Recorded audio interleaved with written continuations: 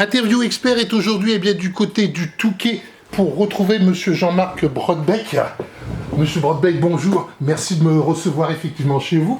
On est ensemble pour parler un petit peu de ce que vous appréciez particulièrement depuis de nombreuses années, c'est-à-dire le beach cross de Berck.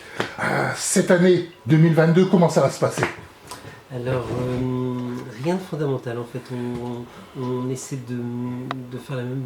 On va faire la même chose que l'année dernière. Voilà, avec des arrangements sur le circuit, certainement pour le rendre plus technique. Oui. Mais globalement, le circuit sera de la même forme. Oui, d'accord. On reste effectivement d'une année sur l'autre sur le même parcours. C'est un parcours que vous appréciez particulièrement ou qui vous est demandé?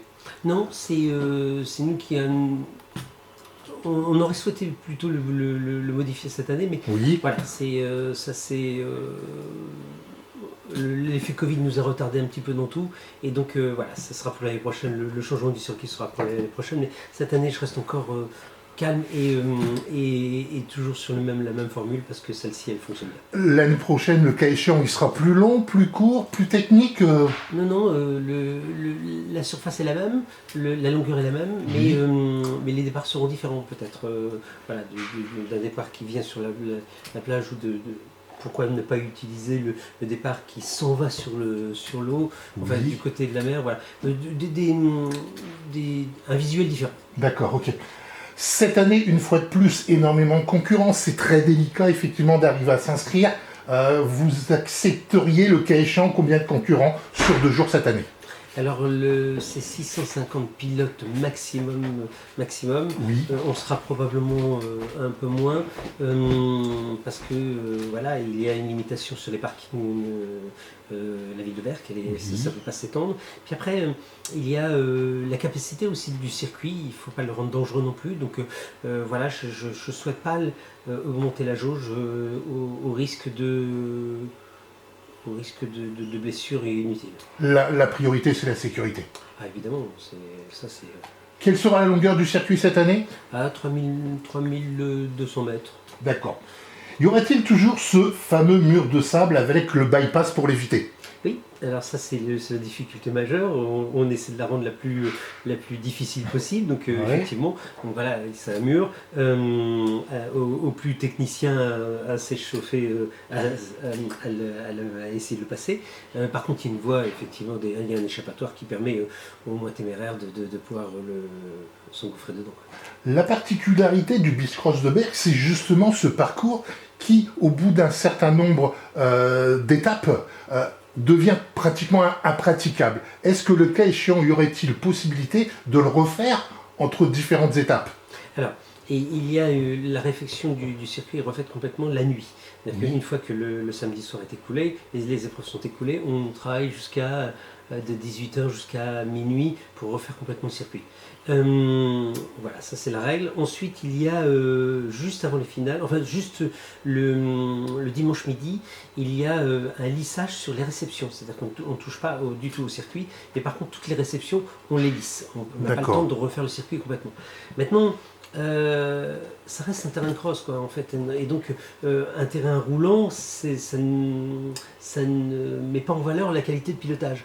En fait, c'est voilà, une ligne droite et un sable tout plat, là, c'est une autoroute, c'est pas un circuit de cross. Donc qu'il y ait voilà, au fil du temps de la journée, une dégradation du circuit permet aux plus talentueux de se démarquer vis-à-vis des autres. Donc, voilà. Cela veut dire effectivement que c'est plus un circuit pour les professionnels que les amateurs? Non, pas du tout, c'est un circuit technique.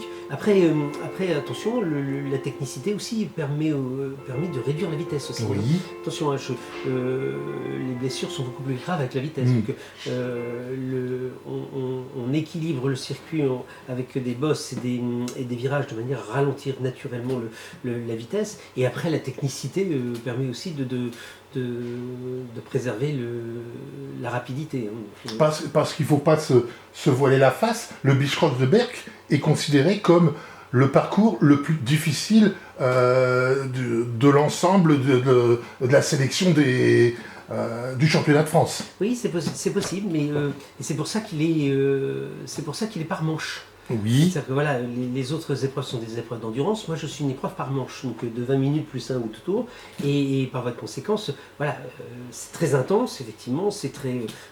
Très physique. C'est très physique, probablement. Mais par contre, il y a des pauses derrière. Hein. Donc voilà, c'est un choix qu'on a souhaité faire. Au niveau des spectateurs, y aura-t-il qu'un visuel accessible pour des équipes professionnelles, pour les spectateurs comme l'an dernier? La possibilité, effectivement, de voir les pilotes professionnels à portée de main, entre guillemets, pour les spectateurs. Ah oui, les stands ne sont pas... L'année dernière, ils étaient interdits au public à cause du Covid. Cette année, ils ne le sont pas. Mais effectivement, la proximité du public avec les pilotes, elle est existante. C'est important.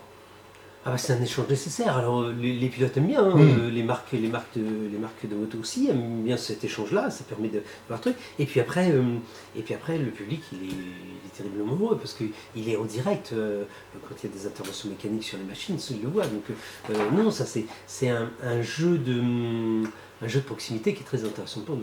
L'an dernier, vous aviez eu combien de spectateurs approximativement? Alors c'est en fonction du temps bien sûr, mais on a 70 000 spectateurs sur 2 jours.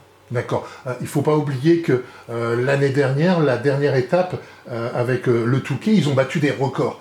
Vous attendez cette année à avoir des records parce que le Covid est passé, les gens ont vraiment envie de retourner voir des grosses manifestations, entre guillemets. Vous attendez à beaucoup de monde cette année à Berck? Ouais, ou tout au moins autant, plus je sais pas, l'événement de l'Enduropal a été exceptionnel l'année dernière, mais exceptionnel par le temps, exceptionnel par la qualité de l'organisation qu'ils avaient mise en place. Donc effectivement, ils ont eu un monde record de spectateurs.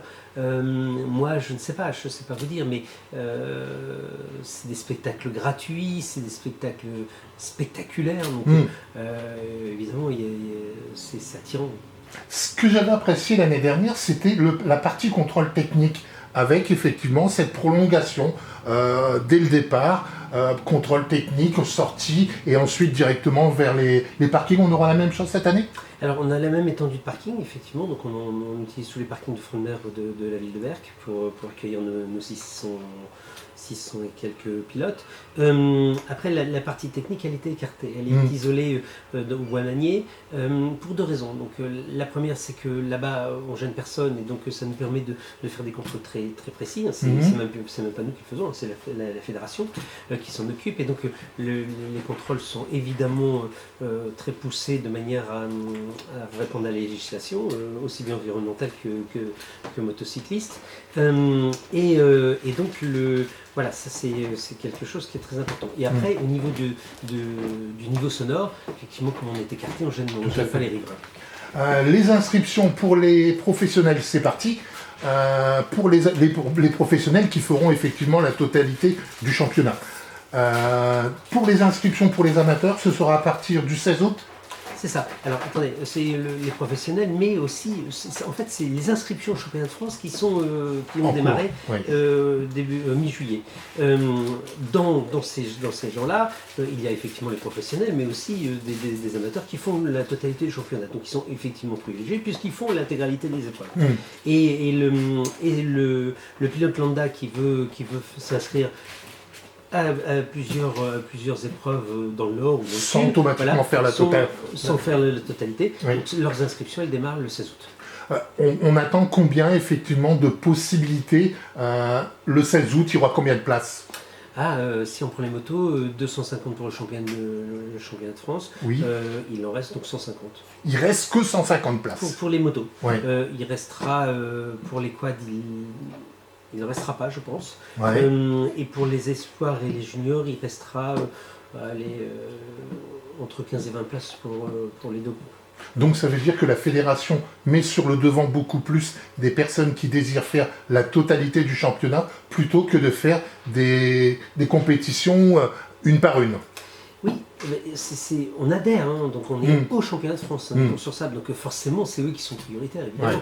Ouais. Maintenant, si on n'était pas dans la formule du championnat, après on fait ce qu'on veut dans nos épreuves, hein, mais voilà, c'est un choix que nous avons fait tous les uns les autres pour fédérer et devenir une épreuve nationale à part entière.